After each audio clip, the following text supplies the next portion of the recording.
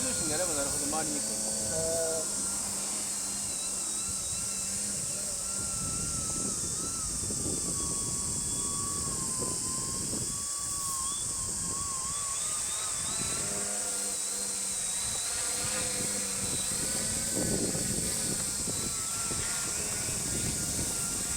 かけ方が雷でしか回らない。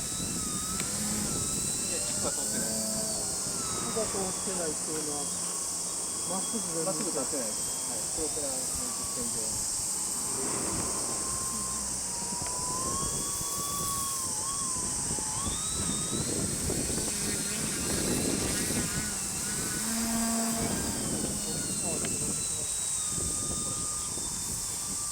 幹の結構ちょっと減らした方がいいですね。エルロン？いや、ラドン。はい。十分締めすぎるんで。下のところだったら、そうですね。